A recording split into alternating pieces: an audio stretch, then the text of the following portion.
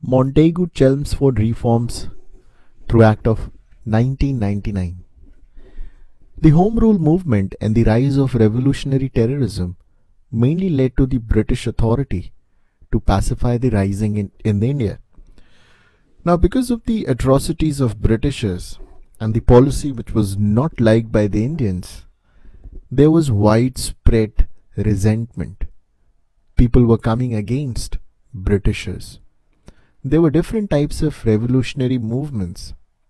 One of them was Home Rule movement, and the other was form of extremism, wherein few sections of the society were using violence as a method to demand their rights.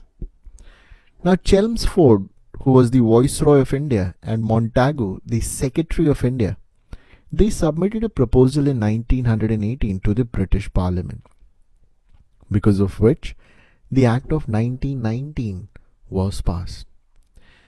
Now, according to this Act, the number of members of Council of the Secretary of State, which is the Indian Council, was fixed at 12. Among them, 3 were to be Indian, and half of its total members were chosen from among those who must have resided in India for at least 10 years.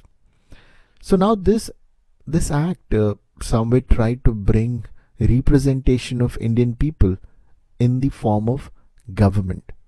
The British was trying to bring governance in India, and they wanted Indians to represent. Though in a limited way, the powers of the Secretary of States, the Viceroy was empowered to nominate as many as members to his executive council, and the councillors were nominated for 5 years.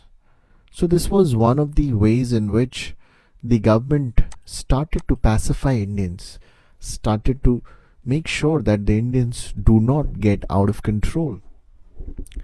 Now, the central legislature consisted of the Council of States and Legislative Assembly. Council of State is the Lok Sabha, that is at the center, and Legislative Assembly is at the local level, the provincial level. Now, the upper house or Council of State consisted of 60 members at that time. Among them, 33 were to be elected and 27 were to be nominated by the Viceroy. Each province in India was allotted fixed number of representatives to represent in the Council of State for 5 years. So this is how every province was given the representation. Now this is very important. So the number of representatives were around in every Council of States for 5 years. Now the Legislative Assembly or the lower house consisted of 144 members, which is at the local level, out of which 103 were to be elected and the rest of the members were to be nominated. The life of Legislative Assembly was for 3 years. Now the franchisee of both the houses was restricted, which differed in different provinces. The Viceroy was empowered to summon, prorogue and dissolve the chambers. Now, the first speaker was to be nominated by the Viceroy, and after that the speakers would be elected. The provincial legislature consisted of only one house, which was known as Legislative Council. The number increased now, which was quite a number of times. The power of the councils also increased a little. However, the Viceroy had control over the councils. Now, the communal electorate system was further enhanced. Though the Britishers wanted to bring some sort of governance in India, but they wanted to keep the communal angle always alive. So the communal representation of people in India, it enhanced.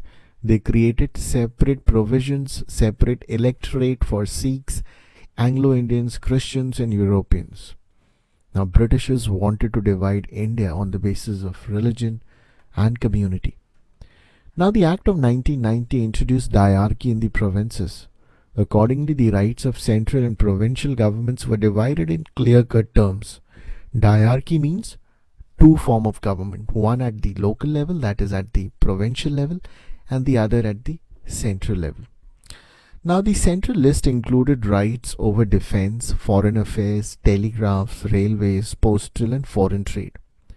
The provincial list dealt with the affairs like health, sanitation, education, public work, irrigation, jail, police, and justice. So there was devolution of power at central level and at the state level or the provincial level. Now the powers which were not included in the state vested with the hand in the hands of center. That was by default. Now, in case of any conflict between the reserved and the unreserved power of the state, the former included finance, police, revenue, and publication of books.